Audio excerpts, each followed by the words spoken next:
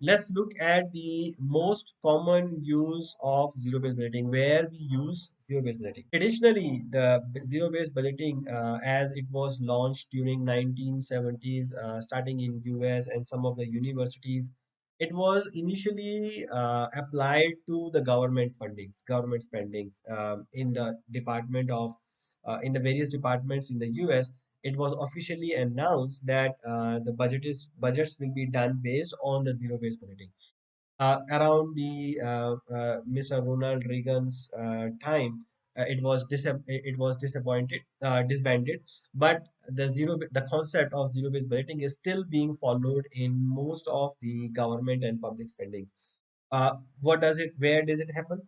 So the governments are required to prepare their annual budget of what they are going to spend, what programs they are going to continue, what programs they are going to launch new. So every year government is issuing a memorandum to its department and asking them whether they should continue with the program or not. Why they should not discontinue this program? What are the advantages of of continuing this particular program? Let's say we are doing a meals towards the socially weak peoples, whether we should continue to spend that or whether we should divert the money to somebody else, something else. So that's the decision that governments is usually taking, and they are using zero-based budgeting for making these kind of decisions.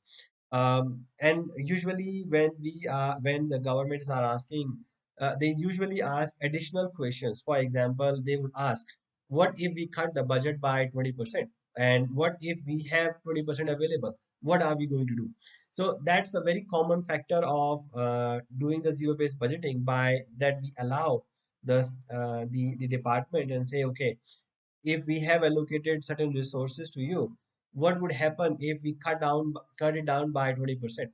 What would happen if we give you 20%? What do we want to achieve in those both the scenarios? So that helps the management to think really whether we want to spend this money or not.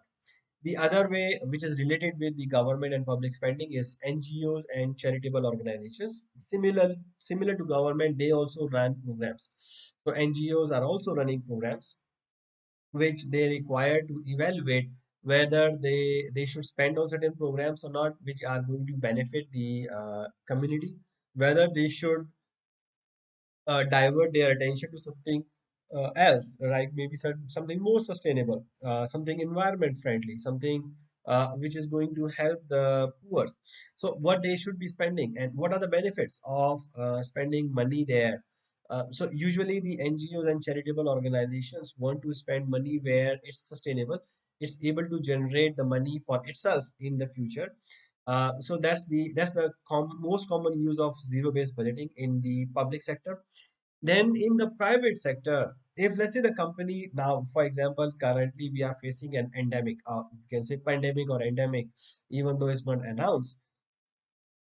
Many in many countries, the political environment is changing super fast, right?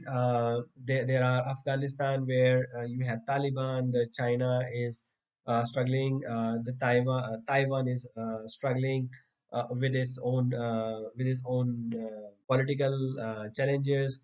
There are many other countries in Southeast Asia and in Europe which are also struggling with the political instability, economic instability, social changes in the environment, technological changes. Many companies are getting disrupted by fast change in the technology.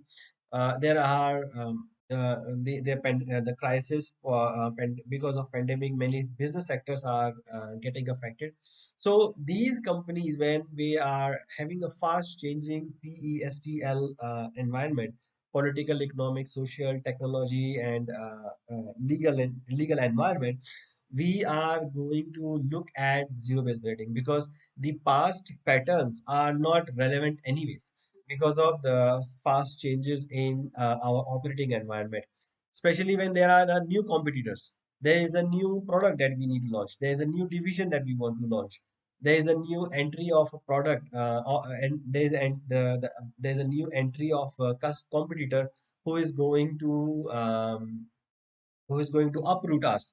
or there may be some new product done by a non-competitor which is going to have an impact on our organization as well.